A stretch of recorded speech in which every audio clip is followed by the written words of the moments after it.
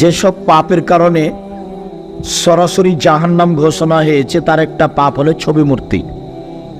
ছবি মূর্তি তৈরি করা, ছবি মূর্তি অঙ্কন করা, ছবি মূর্তি নিয়ে কিছু করা, যেগুলো মহা পাপ।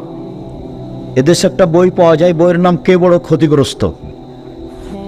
তো কে বড় ক্ষতিগ্রস্ত বইয়ের যে কোনো একটা লাইন পড়লে বোঝা যাবে যে আমি এই ক্ষতির মধ্যে আছি কিনা।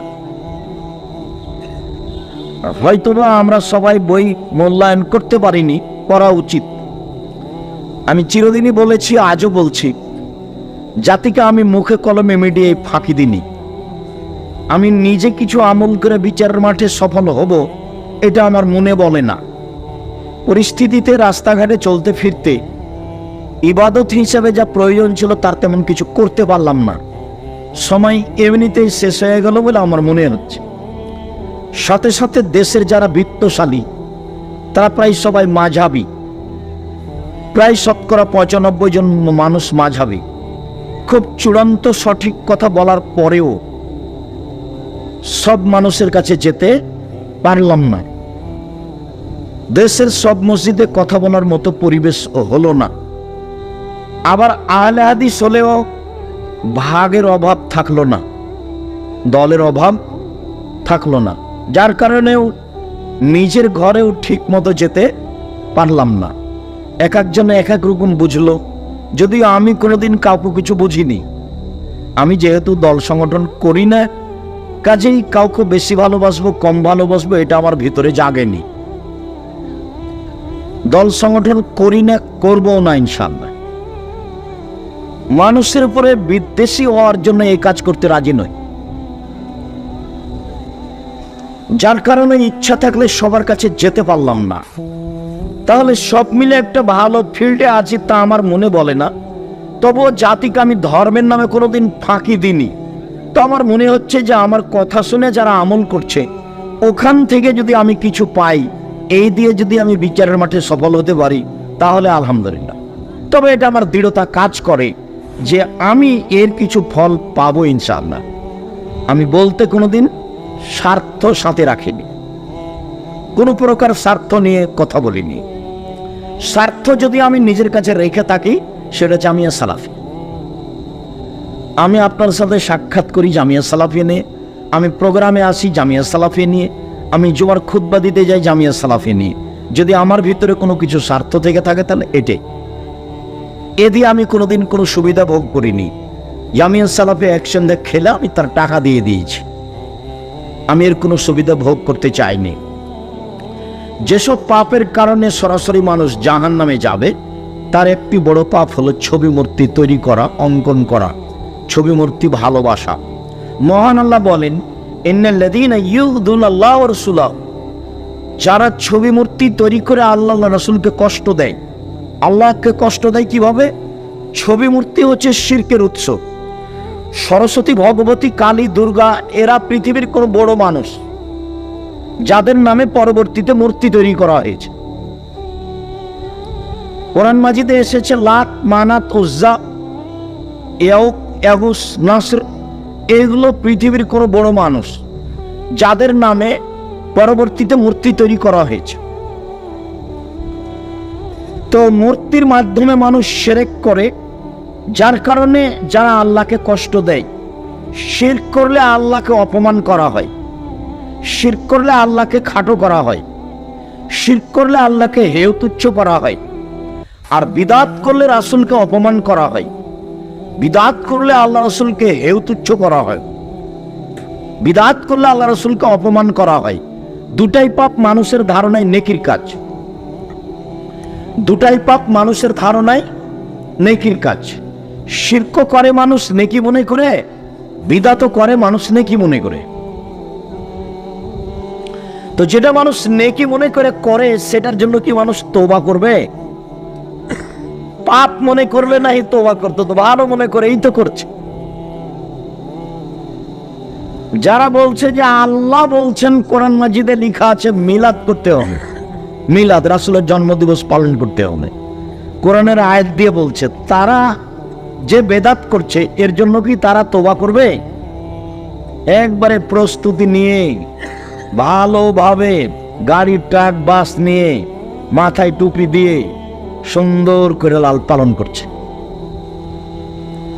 তো আমি এভাবে চাইনি, আমি এভাবে চেয়েছি। আবু হুরায়রা রাদিয়াল্লাহু তাআলা আনহু বলেন, নবী করিম সাল্লাল্লাহু আলাইহি সাল্লাম বলেছেন, তোমরা আমার জন্মদিবস পালন করো, তাহলে তোমরা জান্নাত পাবা।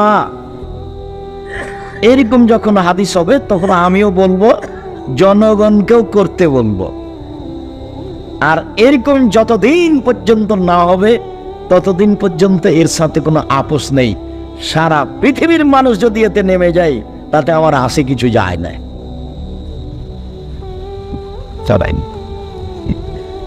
এরকম ছাড়া প্রশ্নই আসে না। মাওলানা তো বহু দূরের কথা, বুজুর্গানের দিন তো বহু দূরের কথা। যদি উমর রাদিয়াল্লাহু তাআলা আনহু বলেন যে মিলাদ করতে হবে, তবুও হবে না। উমর মানে উমর মানুষটাই ভিন্ন রাদিয়াল্লাহু তাআলা। আল্লাহ রাসূল বলছেন, উমর তুমি যে রাস্তা দিয়ে হাঁটো ওই রাস্তা দিয়ে শয়তান হাঁটে না। আল্লাহ রাসূল বলছেন যে, উমর আমি রাতে স্বপ্নে জান্নাত দেখলাম, তো জান্নাতে ঘুরতে ঘুরতে দেখলাম একটা ঘর, এত সুন্দর প্রাসাদ, একবারে ঝকঝকে আজ মনে হলো ভিতর যে কত সুন্দর। তো পাশে একজন বৃদ্ধা মহিলা বসে আছে, পানি নিয়ে অজু করছে। আমি বললাম, এই বৃদ্ধা মহিলা বলো তো এই ঘরটা কার? তো মহিলা বললো, এই ঘরটা উমারের। যেমন উমার বলা তেমনি আমার অন্তরটা একটু চমকে উঠে বলল, না, এত বড় মানুষের ঘরে ঢোকা হবে না। উমার, তোমার আত্মমর্যাদাকে হিসাব করে আমি তোমার ঘরে ঢোকিনি, এত বড় মানুষের ঘরে কেমনে ঢোকি? তোমার আত্মমর্যাদাকে হিসাব করে তোমার ঘরে ঢোকেনি। বুখারী মুসলিম। তখন উমর রাদিয়াল্লাহু তাআলা বলছেন, আল্লাহর নবী আপনি আমার আত্মমর্যাদাকে হিসাব করেন। এই দিয়ে উমর রাদিয়াল্লাহু তাআলা কাঁদতে লাগলেন। আমি আবার কি, আমার আত্মমর্যাদা আপনাকে হিসাব করতে হবে? ইনি হলেন উমর। উমর রাদিয়াল্লাহু তাআলা আনহু যদি বলেন মিলাদের কথা, তবুও হবে না। বুজুর্গানের দিন তো বহু দূরের কথা, পীর সাহেব তো বহু দূরের কথা, মাযহাব তো বহু দূরের কথা। আল্লাহ তাআলা বলেন, নিশ্চয়ই যারা আল্লাহ এবং রাসূলকে কষ্ট দেয়,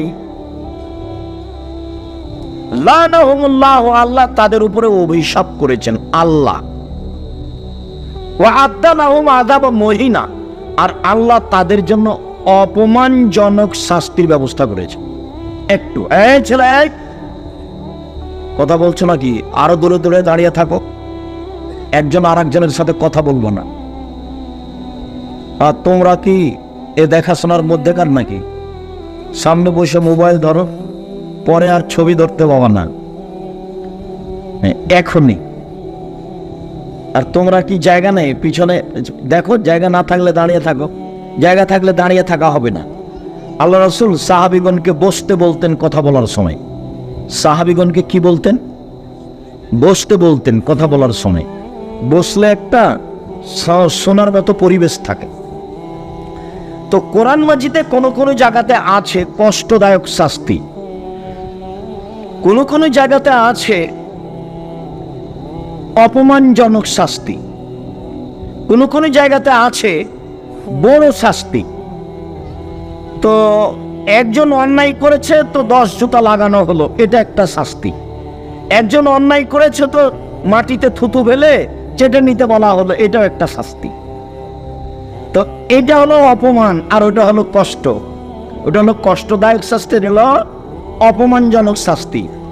যেখানে গান বাজনা খেলতামাশা আছে, যেখানে মনটা খুশি হয়, যেখানে চোখ জুড়িয়ে যায়, মোবাইলে বেটি ছেলেকে ল্যাংটা দেখলে চোখ জুড়িয়ে যায়, গান শুনলে ভালো লাগে, মেয়ে মানুষ নাচে, গান শুনলে ভালো লাগে।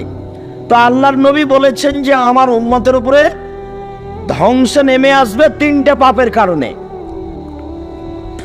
আমার উম্মতের উপরে ধ্বংস নেমে আসবে 3টে পাপের কারণে। এক, যখন সবাই নেশাদার দ্রব্য পান করবে, বিড়ি তামাক জর্দা সিগারেট গুণ খাবে। 2, মেয়েরা যখন নাচবে। তো মোবাইলে মেয়ে নাচলে ভালো লাগে, এটা হলো পৃথিবী ধ্বংসের চিহ্ন, বিপদের চিহ্ন। মেয়েরা যখন নাচবে। 3, গান বাজনা বাদ্যযন্ত্র যখন প্রকাশ পাবে। সব মোবাইলে মেয়ে নাচে, সব মোবাইলে বাজনা বাজে, সব দোকানেই মেয়ে নাচে, প্রায় সব দোকানেই বাজনা বাজে। আল্লাহর নবী বললেন 3টে বিপদ আসবে। তার একটা হলো ভূমিকম্প, তার একটা হলো আকার আকৃতি পরিবর্তন হওয়া। সন্ধ্যায় ছিল মানুষ, সকালে হবে শোর বানর। আর একটা হলো সমস্যা, 20 টাকা কেজি তরকারি 80 টাকা হবে। সমস্যা, মসজিদে মারামারি লেগে যাবে, মাদ্রাসায় মারামারি লেগে যাও, যেখানে সেখানে সমস্যা নেমে আসবে। 3টা পাপের কারণে। 1, যখন নেশাদার দ্রব্য পান করা বেশি হবে। 2, মেয়েরা যখন নাচবে। 3, গান বাজনা বাদ্যযন্ত্র যখন প্রকাশ পাবে। তা এখন সেটা তো ছবি মূর্তি হলো চোখ জোড়ানো জিনিস, যার কারণে এর শাস্তি হলো অপমানজনক। গান বাজনা হলো চোখ জোড়ানো জিনিস, বাদ্যযন্ত্র হলো চক্ষু ঠান্ডা করা জিনিস, মেয়ে নাচা হলো চক্ষু ঠান্ডা করা জিনিস, অন্তর ঠান্ডা করা জিনিস। যেই জিনিস দিয়ে মন ঠান্ডা হয়, অন্তর ঠান্ডা হয়, চোখ জোড়াই, সেই শাস্তির নাম হলো অপমানজনক। বুঝাতে পারিনি? তাহলে এখন বললেন যারা ছবি মূর্তি তৈরি করে তারা আল্লাহকে কষ্ট দেয়, আল্লাহ ওদের জন্য শাস্তির ব্যবস্থা করেছেন অপমানজনক। এবার হাদিস শুরু হলো।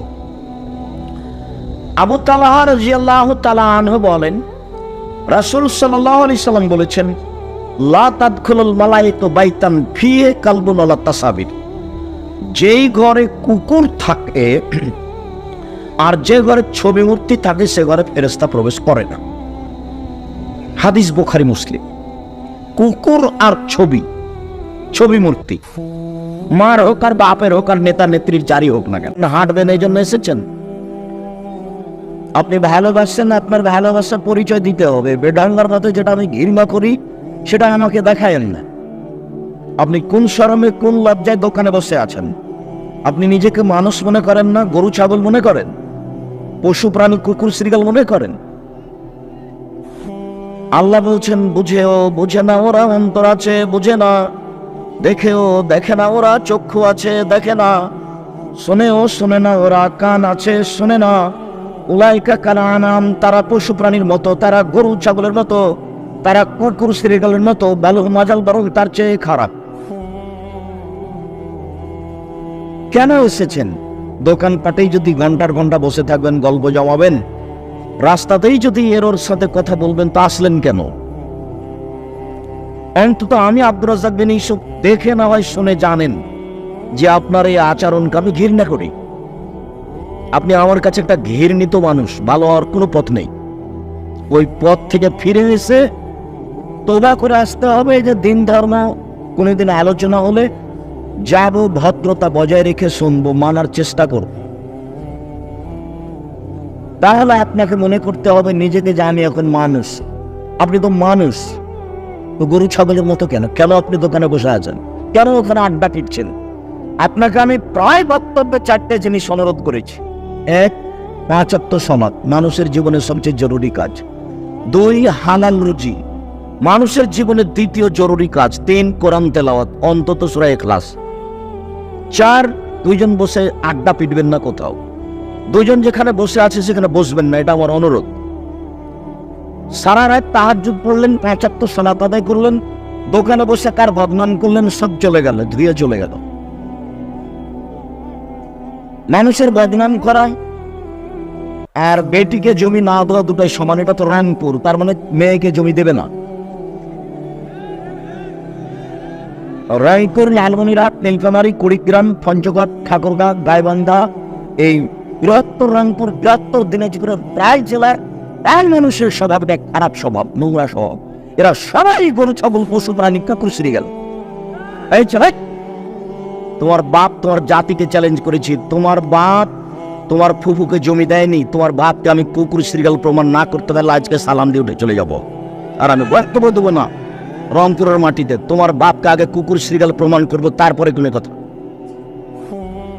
এই ছেলে, তোমার দাদা মারা গেছে, তোমার বাপ জমি নিবে সকালে, আর তোমার ফুফু জমি নিবে বিকালে, এর প্রমাণটা দাও।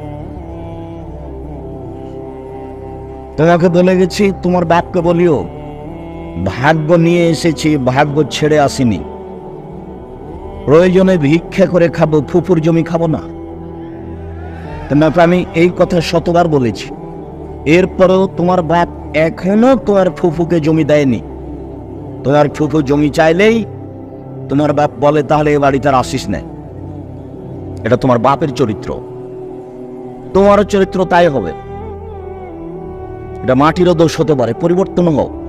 আর তুমি যদি আমাকে বলো, তা আমি আমার বাপকে মাটি দিয়ে এসে আগে জমি ভাগ করেছি, তারপরে খাওয়া দাও। তারপরে আমরা জমি চাষ করি না। আমার ছোট ভাই জমি দেখেনি, ও শুধু জানে। আমি যৌতুক নিতে নিষেধ করেছি, বলেছি ভিক্ষা করা টাকা দিয়ে চাউল কিনে ভাত খেয়ে বাদাত কবুল হবে, কিন্তু শ্বশুরের কাছে টাকা নিয়ে ওই টাকা দিয়ে চাউল কিনে ভাত খেয়ে বাদাত কবুল হবে না। 32 বছর থেকে বলছি, এমন কোন মায়ের বেটা আছে ফটো উল্টে ধরতে পারে? ভিক্ষা করে খাওয়া নেই ভালো, বাপ বেটা ভিক্ষা করে খাও। ভিক্ষা যদি তোমরা রামপুরে না দেয় তো বগুড়া যাও, ভিক্ষা করে খাও, তবু যৌতুক নিবা না। 24 ঘন্টার মধ্যে যৌতুক ফেরত দিতে হবে। খাট খাটলা চৌকি বাক্স মোটরসাইকেল টাকা পয়সা যা আছে সব ফেরত দিতে হবে। এই পয়সায় হারাম, এই প্যান্টায় হারাম। এটা নোংরা নীতি।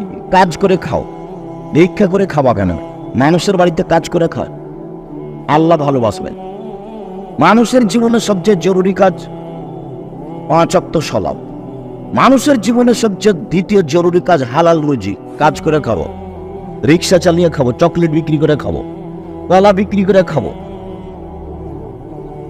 মানুষের জীবনে তৃতীয় জরুরি কাজ কোরআন তেলাওয়াত করা, অন্তত সূরা ইখলাস 3 বার পড়লে 1 বার কোরআন মাজিদ পড়ার সময় নেকি হবে। নেকি আপনি লুটে নেন, কেউ ঠেকাতে পারবে না। নেকি আপনি লুটে নেন।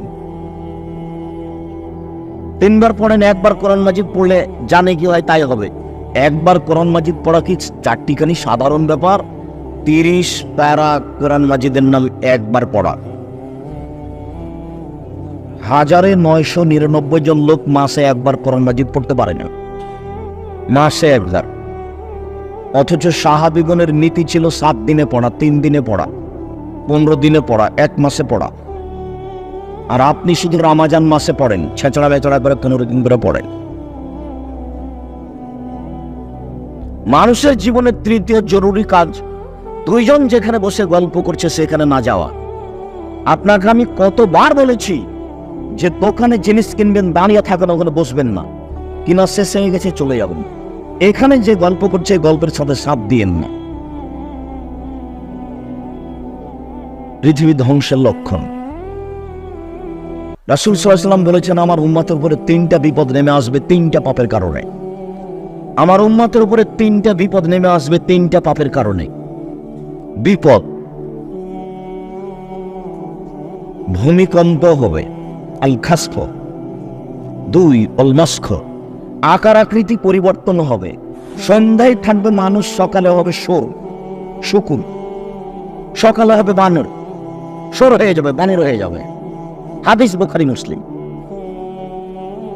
3 সর্ব ধরনের সমস্যা নেমে আসবে। চাউলের দাম হবে অনেক বেশি, কাপড়ের দাম হবে বেশি, তেলের দাম হবে বেশি। আরে জমির দাম 20 লক্ষ আর রেস্টির খরচ 15 লক্ষ। অবাক দেশ গো। যে আমি যে রেজিস্ট্রি করার জন্য 10 লাখ টাকা দিলাম, এটা কিসের টাকা? এটা কি? এর জবাব কি? এটা কেন? ওটা দিয়ে আমার কি হবে? সরকার যিনি রেজিস্ট্রি অফিসে আছেন তাকে বেতন দিয়ে পুষবেন আমার জন্য, আপনার জন্য। সেখানে আবার টাকা কেন? সেটা তো হতে পারে না। আরো সমস্যা নেমে আসবে। 1 ভূমিকম্প হবে, 2 আকার আকৃতি পরিবর্তন হবে, সকালে সর হয়ে যাবে, বানর হয়ে যাবে। 3 বিপদ নেমে আসবে। মসজিদে মারামারি হবে, মাদ্রাসায় মারামারি হবে, কলেজ বিশ্ববিদ্যালয়ে মারামারি হবে, যেখানে সেখানে মারামারি হবে। মানুষ সত্যকে মিথ্যা বলবে, মিথ্যাকে সত্য বলবে। তিনটা পাপের কারণে। এক, এবার সারেবিন খামরা, যখন সবাই নেশাদার দ্রব্য পান করবে, এটা তো রংপুর, বিড়ি, তামাক, জর্দা, সিগারেট, গোলসাদ, মদ, এটা নাদি, হিরোইন, মদি, গাঁজা, মদ, তবে বিড়ি, তামাক, জর্দা, সিগারেট গুলো মদ। নিজেকে গরু ছাগল মনে করবেন না। গরু ছাগল তামাক খাওয়া বন্ধ করতে পারে না, মানুষই পারে। যদিও গরু ছাগলও তামাক খায় না, কিন্তু এরপরও ও ছাড়তে পারবে না, ও বুঝে না। আল্লাহ মানুষকে গরু ছাগলের মতো বলেছেন, বলেন নিজে গরু ছাগল বলছেন এভাবে, বুঝেও বুঝে না ওরা, অন্তর আছে বুঝে না, দেখেও দেখে না ওরা, চক্ষু আছে দেখে না, শুনেও শুনে না ওরা, কান আছে শুনে না। উলাইকা কালানাম, তারা পশু প্রাণীর মতো, তারা গরু ছাগলের মতো, তারা কুকুর শ্রীলের মতো, তারা চতুষ্পদ প্রাণীর মতো, ভালো হওয়া যাল বরং তার চেয়ে খারাপ। এখনো আল্লাহকে কুকুর শ্রীবল বলেননি, গরু ছাগল বলেননি। মানে গরু ছাগল কোনোদিনই পরিবর্তন হতে পারবে না। আর আপনি ইচ্ছা করলে আজ থেকে বিড়ি বন্ধ করে দিতে পারেন, সিগারেট বন্ধ করে দিতে পারেন, কারণ আপনি মানুষ, আপনি পারবেন। বিধান আপনার উপরে আছে, মানুষের উপরে আছে। অতএব অনুরোধ রক্ষা করুন। আমি আব্দুর রাজ্জাক বিন ইউসুফ আপনাকে খুব ভালোবাসি, আমি কষ্ট দিতে চাইনি। আপনি আমার কাছের মানুষ, আমি আপনার দিনী ভাই, আমি আপনার ভালোবাসার মানুষ। আমার অনুরোধ রক্ষা করুন। কোনোদিন আসলে রাস্তাঘাটে যেখানে সেখানে যাবেন না, সামনে বসে থাকবেন, বক্তব্য শেষে চলে যাব। আমি তো আর আব্দুল্লাহ বিন ফজল নই যে ভোর পর্যন্ত বক্তব্য দিব, অত বিদ্যাও নেই, অত বলতেও পারি, ওই 1.5 ঘন্টা। কাজেই আবার অনুরোধ করছি, যেখানে যারা আছেন রাস্তাঘাটে, দোকান পাটে সব চলে আসেন, উপস্থিত বৈঠকের মুসলিম বলেন। আপনাকে আমি বাড়ির দিকে চলে যেতে দেখলাম, ডাং ডাং ডাং ডাং করে আসলেনি কেন আর যাচ্ছেন কেন? আপনার স্বামী নেই, স্বামী ছাড়া আছেন আপনি দুনিয়াতে, আপনার বাপ নেই, বাপ ছাড়া আছেন আপনি দুনিয়াতে, আপনার বাপ আপনাকে সংশোধন করতে পারে না। কেন এভাবে এসেছেন? কেন গল্প করছেন? কেন গল্প করছেন? কেন গল্প করবেন? কেন এভাবে আসবেন? এটা দিন বৈঠক। এসেছেন, চুপচাপ বসে থাকবেন। কেউ যদি গায়ের ওপর দিয়ে চলে যায় তবু মুখ খুলবেন না। আমি আপনার জন্য এসেছি, এবং এরকম একটা সময় বের করতে কয়েক বছর লাগে। আমি আপনার কিছু না কিছু উপকার করবই করবো ইনশাআল্লাহ। আমি 90 সাল থেকে এখন পর্যন্ত কোনোদিন অপ্রয়োজনীয় বাক্য বলিনি। 90 সাল থেকে এখন পর্যন্ত আমি কোনোদিন কেসা কাহিনী বলিনি। 90 সাল থেকে এখন পর্যন্ত আমি কোনোদিন কোনো মানুষের বিরুদ্ধে কথা বলিনি। 90 সাল থেকে এখন পর্যন্ত আমি কোনোদিন সরকার বিরোধী বক্তব্য দিইনি। আমি আপনার জন্যই এসেছি। আপনার আমি কিছু না কিছু উপকার করবই করবো ইনশাল্লাহ। আপনি অপেক্ষা করুন, মুখ বন্ধ করে আমাকে দেখতে পান আর না পান, বসার জায়গা পান আর না পান, দাঁড়িয়ে থাকেন আর বসে থাকেন, চুপচাপ থাকেন। যখন দাঁড়িয়ে যাবেন তখন আপনার কিছু কর্ম মনে হবে যে এটা করা লাগবে, এটা করা লাগবে, লাগবে ইনশাল্লাহ। আপনি ধৈর্য ধারণ করুন, আমি আপনার কিছু না কিছু উপকার করবই করবো ইনশাল্লাহ। আমি বলেছি, জাতির যদি রাস্তাঘাট করে দিতে না পারি, জাতির যদি স্কুল কলেজ করে দিতে না পারি, জাতিকে চূড়ান্ত সঠিক ধর্ম দিতে পারবো ইনশাল্লাহ। ধর্মের ব্যাপারে জাতিকে ফাঁকি দিয়ে পরকালে হারাতে রাজি নই। আমি বলেছি, আমার হাতে টাকা নেই, কথা সত্য। জামিয়া সালাফিয়া নামে এদেশে অনেক প্রতিষ্ঠান গড়ব ইনশাল্লাহ, একথাও সত্য, গড়বই গড়ব। যেখানে ছেলে মেয়ে বাংলা, ইংরেজি, আরবি উন্নত মানের শিক্ষা অর্জন করে জাতির অন্যায়ের বিরুদ্ধে লড়বে, মুখে কলমে মিডিয়ায়। মুখে বলছি, কলম পাশে আছে। আল ইতিসাম পত্রিকার মুফতি 12 জন, দেশের বিদেশের। বিদেশি শিক্ষক জামিয়া সালাফিয়া থাকেন।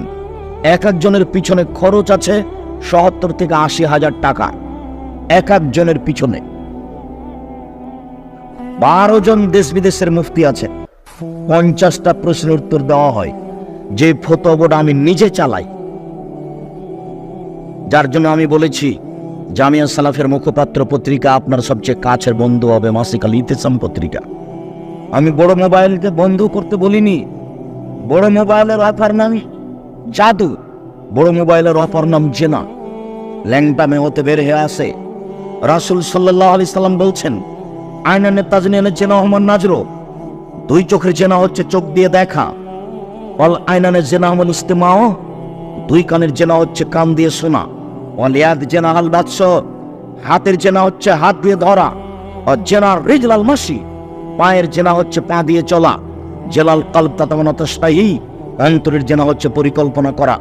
জেনাল লিসানা নুতক, জিহ্বার জেনা হচ্ছে কথা বলা। হাদিস বুখারী মুসলিম, সবটাই জেনা। এই কথা মুহাম্মদ সাল্লাল্লাহু আলাইহি সাল্লাম বলেন। তার মুখের ভাষা আরবি থেকে আপনাকে আমি বাংলা করে শোনালাম। এই ছেলে, তোমার মোবাইলে ল্যাংটা মেয়ে আছে, তোমার মোবাইলে শত মেয়ের নাম্বার আছে যাদের সাথে তুমি জেনার গল্প করো। তুমি নিজেকে গরু ছাগল মনে করিও না। তোমার মোবাইল তোমার বন্ধু নয়, তোমার মোবাইল তোমাকে ধ্বংস করতে এসেছে। মাসিক আল ইতিসাম পত্রিকায় আমি তোমাকে বন্ধু বলে গ্রহণ করতে বলেছি। তিনটি পাপের কারণে তিনটা বিপদ নেমে আসবে আমার উম্মতের উপরে। এক, যখন তারা নেশাদার দ্রব্য পান করবে। দুই, সাহারাতিন কানাত, মেয়েরা নাচবে। সব মোবাইলে মেয়ে নাচে, সব দোকানে মেয়ে নাচে, প্রায় সব ঘরে মেয়ে নাচে। ব্যক্তি তাহাজ্জুদ পড়তে উঠেছে রাত 3টায়, 2 রাকাত পড়ার পরে টিভিটা চালু করে ল্যাংটা মেয়ে দেখছে। ল্যাংটা মেয়ে তাকে পাগল করেছে, টিভি তাকে পাগল করেছে, মোবাইলও আসক্ত হয়েছে। পায়খানাতে মোবাইল সাথে নিয়ে যাচ্ছে। মোবাইলের অপর নাম জাদু। তোমাকে ঘৃণা করছে, তোমার হাতে যেন এটা না ওঠে। জামিয়া সালাফিয়ায় শিক্ষক শিক্ষিকা কর্মচারীর বেতন লাগে প্রতি মাসে প্রায় 30 লক্ষ। জামিয়া সালাফিয়ায় শিক্ষক শিক্ষিকা কর্মচারীদের প্রতি মাসে বেতন লাগে প্রায় 30 লক্ষ। তো আমি তোমার সাথে, জনগণের সাথে, মানুষের সাথে যোগাযোগ করি ওই ছোট মোবাইল দিয়েই। রিং হলে আমি শুধু অন করতে পারি, আমি তোমার নামটা সেভ করতে পারি না। তারপরেও তো আমি দুনিয়াতে আছি। এবং খুব যে অপমান অবস্থায় আছে তা মনে হয় না, মনে হয় যে ভালো অবস্থাতেই আছে। বিশেষ করে তোমার নামটা সেভ করার মতো আমার কাছে কোনো বুদ্ধিবিদ্যা নেই। তুমি ভুল করেছ, এ মোবাইল তোমার বন্ধু নয়। আমার উম্মত ধ্বংস হবে 3টি পাপের কারণে। 1, যখন তারা নেশাদার দ্রব্য পান করবে। 2, মেয়েরা যখন নাচবে। 3, যারা মোবাইল মাঝে যখন বাদ্যযন্ত্র প্রকাশ পাবে।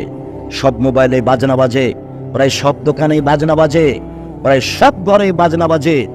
যেখানে বাজনা বাজে সেখানে ল্যাংটা মেয়ে নাচে। যার কারণেই জমি কিনলাম 15 লাখ টাকা দিয়ে, রেজিস্ট্রি খরচ লাগলো 10 লাখ টাকা। অবাক কথা, আরো বেশি লাগবে, পরিবেশ আরো কঠিন হবে। দিন যত যাবে সমস্যা তত নেমে আসবে। রাসূল সাল্লাল্লাহু আলাইহি সাল্লাম বলেছেন, ইন্না মিন আসরাতি সাব ইরফাল ইলম, কিয়ামত লক্ষণ বিদ্যা উঠে যাবে। ওয়াকসুল জাহল, মূর্খতা বেড়ে যাবে। ওয়াকসুল শারবুল খামরে, নেশাদার দ্রব্য পান করা বেশি হয়ে যাবে। ওয়াকসুল জিনা, জিনা বেশি হয়ে যাবে। ওয়াকিলার রেজাল, পুরুষ কমে যাবে। ওয়াকসুল নিসা, মহিলা বেশি হয়ে যাবে। হাত্তা ইয়াকুনা লিখামসিনা ইমরাল আইমুল ওয়াহিদ, একজন পুরুষের অধীনে থাকবে 50 জন নারী, মানে 100,000 নারী। এখানে কতগুলো যুবক আছে, তার জেনার সম্পর্ক আছে অন্তত 100 নারীর সাথে। তোমাকে ফিরে আসতে হবে, মরণ চলে আসবে, রক্ষা হবে না। যে জিনিস আসবে সেটা চলে এসেছে। মরণ আসবে মানে চলে এসেছে, কিয়ামত আসবে মানে চলে এসেছে। কবর যত কঠিন, কিয়ামত তার চেয়ে অনেক বেশি কঠিন। কিয়ামত যত কঠিন, জাহান্নাম তার চেয়ে অনেক অনেক বেশি কঠিন। আপনি সাবধান থাকুন। দিনী বৈঠকের মুসলিম বোন, আপনাকে আমি জোরালোভাবে অনুরোধ জানাচ্ছি, আপনি সাবধান থাকুন। জাতির ক্ষতি করে আপনি জান্নাত কেনার চেষ্টা করিয়েন না। 3 শ্রেণীর মানুষ জান্নাতে যাবে না, তার মধ্যে আপনি আছেন। 3 শ্রেণীর মানুষ জান্নাতে যাবে না, তার মধ্যে আপনি আছেন। রাসূল সাল্লাল্লাহু আলাইহি সাল্লাম বলেছেন, 3 শ্রেণীর মানুষ জান্নাতে যাবে না। 1, মুদমিনুল খামর, যারা নিয়মিত বিড়ি, তামাক, জর্দা, সিগারেট, গুল, নেশাদার দ্রব্য খায় পান করে, তারা জান্নাতে যাবে না। 2 আর রাজালাতু মিনান নিসায়ে, পুরুষের বেশধারী নারী, যারা পুরুষের জুতা স্যান্ডেল পরে, যারা পুরুষের শার্ট প্যান্ট পরে, যারা পুরুষের পোশাক পরে চলে, ওরা জান্নাতে যাবে না। 3 ও দায়ুস আল্লাযী কুররিফা আলাল খাবাসা, যে তার বাড়িতে বেহায়াইর সুযোগ দিয়েছে ও জান্নাতে যাবে না। 3 শ্রেণীর মানুষ জান্নাতে যাবে না। উপস্থিত বৈঠকের মুসলিম বোন, আপনাকে আরেকটু সতর্ক করে আমরা এখানে ফিরে আসছি। রাসূল সাল্লাল্লাহু আলাইহি সাল্লাম বলেন, সিনফানে মিন আহলিন নার, পৃথিবীর মানুষ শুনে রাখো, 2 শ্রেণীর মানুষ জাহান্নামে যাবে, আমি তাদের দেখিনি। পৃথিবীর মানুষ শুনে রাখো, আমি মুহাম্মদ সাল্লাল্লাহু আলাইহি সাল্লাম বলছি, 2 শ্রেণীর মানুষ জাহান্নামে যাবে, আমি তাদের দেখিনি। 1 শ্রেণীর মানুষ, ওদের হাতে থাকবে লাঠি, কাজ নাবিল বাকারে গাভীর লেজের মতো, একদিক মোটা একদিক চিকন, এযরিবুনা বিহান নাস, তারা তা দিয়ে মানুষকে মারবে, এরা জাহান্নামে যাবে, এদের আমি দেখিনি। আরেক শ্রেণীর মানুষ নিসাউন, মহিলা, কাসিয়াতুন, কাপড় পরে থাকবে, আর এতন উলঙ্গ। আল্লাহ রাসূলের মুখের ভাষা, তার মুখের আরবি ভাষা, হাদিস বুখারী মুসলিম। নিসাউন, মহিলা, কাসিয়াতুন, কাপড় পরে থাকবে, আর এতন উলঙ্গ। মুমিলাতুন, পুরুষকে নিজের দিকে আকৃষ্ট করবে। মাইলাতুন, তারা নিজেরা আকৃষ্ট হবে। লা ইয়াদখুলুল জান্নাহ, ওরা জান্নাতে যাবে না। ওরা জান্নাতে তো যাবে না, যাবেই না। ওরা জান্নাতে তো যাবে না, যাবেই না। ওয়ালা ইয়াজিদনা রিহাহা, জান্নাতের গন্ধ পাবে না। ফাইনা রিহা লা তুজাদু মিন মাসরিতি কাযা ওয়া কাযা, যে জান্নাতের গন্ধ 1 বছরের দূরত্ব পথ থেকে পাওয়া যায়, এর নাম জান্নাত। এই জান্নাতের গন্ধ পাবে না। উপস্থিত বৈঠকের মুসলিম বোন, আপনাকে আরেকটু হুঁশিয়ার সাবধান করে আগাই। আপনি একটু এদিকে শোনেন। তোমাকে বলছি, তুমি কথা বলছো কেন? তোমাকেই তো বলছো, তুমি আবার কথা বলছো কেন? মাথায় কাপড় দিয়ে আসনি, ক্লাস 10-এ পড়ছো, তোমার লজ্জা হয় না? তোমার বাপের একটু শরম হয় না? তোমার বোন, তোমার ভাই যারা এখানে বসে আছে, যারা আমার মুখের সামনে চিল্লাচ্ছে, এ তো তোমার ভাই, এই তো তোমার ভাই। তোমার কেমন ভাই যে তুমি তার সামনে মাথায় কাপড় না দিয়ে থাকতে পারো, চলতে পারো? তোমার বাপ কেমন যে তুমি ক্লাস 10-এ পড়ো, মাথায় কাপড় না দিয়ে থাকতে পারো, চলতে পারো? তুমি তো মুসলিম, তোমার বাপ মুসলমান, তুমি একজন মুসলিম মেয়ে, তোমার মা মুসলিম। এই বাড়িটা মুসলমান পরিবারের, এই বাড়িটা হিন্দু পরিবারের নয়। আজও এখন যদি রংপুর শহরে মার্কেটে যান, তাহলে দেখবেন অনেক মেয়ে বাজার করছে, তাহলে কি হিন্দুর মেয়ে? জি না, ও মুসলমানেরই মেয়ে। ও কোনো কাপুরুষের মেয়ে, ও কোনো কাপুরুষের স্ত্রী। যার কারণে এটা ঘটছে। কষ্ট নিয়ে কোনো লাভ নেই। আমি নিজে থেকে বলিনি। 1 মিনিট। উপস্থিত বৈঠকের মুসলিম, ছয়, ওই বাচ্চাটা ভেতরে আসলোই কেন, আর এভাবে উঠে হাঁটছেই কেন? ধৈর্যের পরিচয় দিবেন। ওই পরিবেশ নষ্ট হবে এমন কাজ করিয়েন না। আর কোন সময় মুখে হাসি দিয়ে বসে থাকার চেষ্টা করবেন না, লজ্জা করবেন। আপনার দাড়ি চাচা আছে, আপনার লজ্জা হয় না কেন? আপনার প্যান্টটা টাকনুর নিচে আছে, লজ্জা হয় না কেন? আপনি 5 ওয়াক্ত সালাত, তখন আল্লাহ বলছেন, শুনে রাখ শয়তান, আমার মর্যাদার কসম, আমার ইজ্জতের কসম, আমার সম্মানের কসম, আদম সন্তান আমার কাছে যতবার ক্ষমা চাইবে ততবার ক্ষমা করে দেখি তুই কি করিস আর আমি কি করি। যতবার আমাকে বলবে ততবার ক্ষমা করে দেবো, যতবার আমাকে বলবে ততবার ক্ষমা করে দেবো। তো ওও বেকার আছে। আপনাকে একটু ঠগাতে পারলেই তার সফলতা। আজকে বক্তব্য শুনে গিয়ে যদি ফজরের সালাত আদায় না করতে পারেন, তাহলে বলবে ঠিক আছে, এটাই চাচ্ছে। সম্মানিত দিনী ভাই বোন, রাসূল সাল্লাল্লাহু আলাইহি সাল্লাম বলেন, যে ব্যক্তি সুন্দর করে ওযু করলো, 2 রাকাত সালাত আদায় করলো, মনে মনে কথা বললো না, গফিরা লাহু মা তাকাদ্দামা মিন যামবিহি, তার অতীতের সব পাপ ক্ষমা। বুরায়দা রাদিয়াল্লাহু তাআলা আনহু বলেন, রাসূল সাল্লাল্লাহু আলাইহি সাল্লাম একদিন সকালে বেলালকে ডাকলেন। বেলালকে ডেকে বললেন, বেলাল সাবাক্তানি ইলাল জান্নাহ, বেলাল তুমি আমার আগে জান্নাতে গেলে কিভাবে? মা দাখালতুল জান্নাতা কাত্তু ইল্লা সামাইতু খাসখাসাতা গামামি, যতবার আমি জান্নাতে ঢুকি দেখি তুমি আমার আগে আগে জুতা পায়ে দিয়ে হাঁটো। বেলাল, ব্যাপারটা কি? কি কারণে তুমি আমার আগে জান্নাতে চলে গেলে? কি এমন কর্ম করো?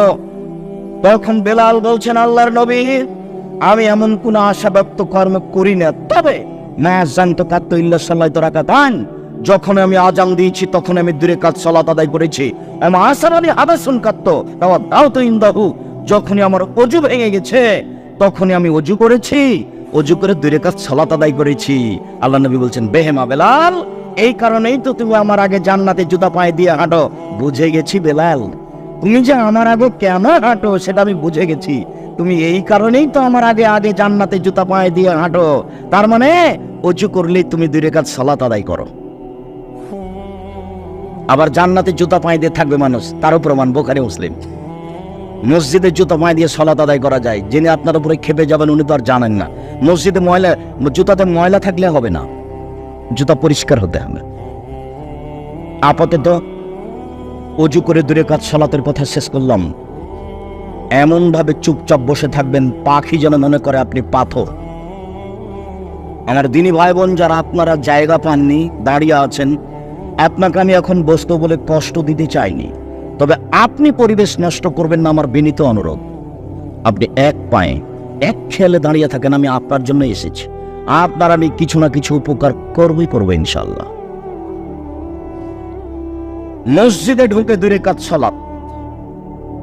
কাতাদা রাদিয়াল্লাহু তাআলা আনহু বলেন, রাসূল সাল্লাল্লাহু আলাইহি সাল্লাম বলেছেন, ইজা দাখালা আহাদুকুমুল মাসজিদা, যখন তোমাদের কোনো ব্যক্তি মসজিদে ঢুকবে, ফালিসাল্লি রাকাতান কাবলা ইয়াজলিসা, সেজন্য বসার পূর্বে 2 রাকাত সালাত আদায় করে। জরুরি আদেশ, জরুরি আদেশ, মসজিদে ঢুকে 2 রাকাত সালাত আদায় করতে হবে। জাবের রাদিয়াল্লাহু তাআলা আনহু বলেন, দাখালা রাজুলুন ইয়াউমাল জুমআ ওয়ান নাবিয়্যু ইয়াখতুব, একটা লোক জুমার দিন মসজিদে ঢুকলো, তখন আল্লাহর নবী খুতবা দিচ্ছিলেন, মানে জুমার খুতবা চলছে। লোকটা মসজিদে ঢুকলো, ঢুকেই বসে গেছে। আল্লাহ নবী বললেন, আর সাল্লাইতা, তুমি কি সালাত আদায় করেছো? আল্লাহ, লোকটি বলল, জি না, আমি সালাত আদায় করিনি। আল্লাহ রাসূল বললেন, তুই সামনে, এই উঠো, 2 রাকাত সালাত আদায় করো, উঠো, 2 রাকাত সালাত আদায় করো। বোঝা যাচ্ছে কেউ যদি খুতবা চলাকালীন ঢুকে বসে যায়, তাহলে ইমাম তাকে দাঁড়াতে বলবেন এবং 2 রাকাত সালাত আদায়ের জন্য আদেশ করবেন। হাদিস বুখারী মুসলিম। জাবের রাদিয়াল্লাহু তাআলা আনহু বলেন, রাসূল সাল্লাল্লাহু আলাইহি সাল্লাম বলেছেন, ইজা দাখালা আহাদুকুম ইয়াউমাল জুমআ ওয়াল ইমামু ইয়াখতুব, তোমাদের কোন ব্যক্তি যদি জুমার দিন মসজিদে ঢোকে, এই সময় ইমাম সাহেব খুতবা দিচ্ছেন, ফালিসাল্লি রাকাতান, সেজন্য ওই সময় 2 রাকাত সালাত আদায় করে।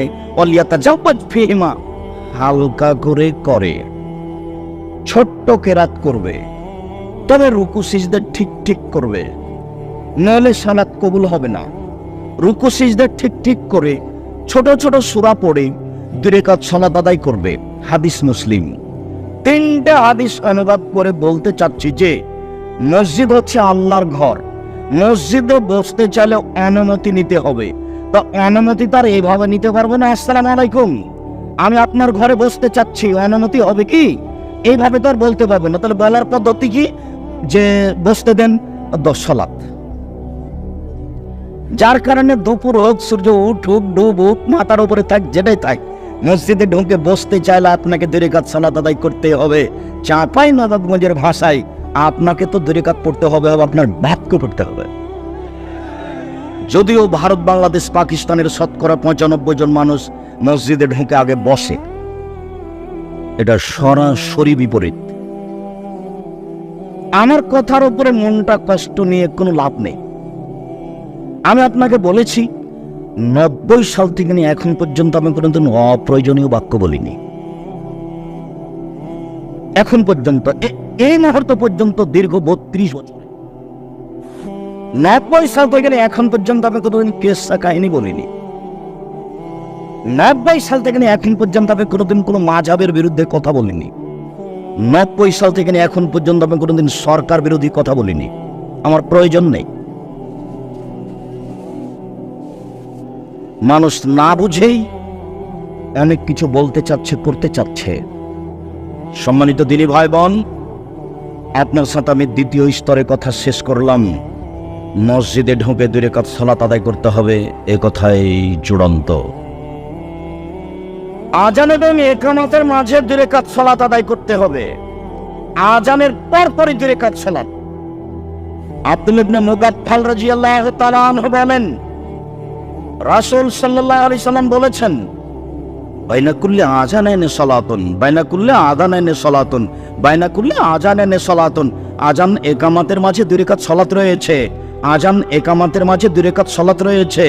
আজান ইকামতের মাঝে 2 রাকাত সালাত রয়েছে। তবে তৃতীয়বারে তিনি বললেন, লিমান শাহ, যার মন চাই। বুরায়দা রাদিয়াল্লাহু তাআলা আনহু বলেন, রাসূল সাল্লাল্লাহু আলাইহি সাল্লাম আসবাহ একতা ফজরের সালাত আদায় করলেন। ফজরের সালাত আদায় করে বেলালকে ডাকলেন, ডেকে বললেন, বেলাল, বেমা সাবাক্তানি ইলাল জান্নাহ, তুমি আমার আগে জান্নাতে গেলে কিভাবে? কি কারণ?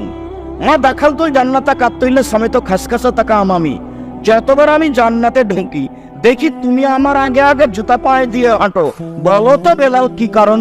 তখন বেলাল রাদিয়াল্লাহু আনহু বলছেন, মাসিন তো কাত্তাইল্লা সালাত রাকাতান, আমি যখনই আজান দিয়েছি 2 রাকাত সালাত আদায় করেছি। কি বুঝলেন বলেন?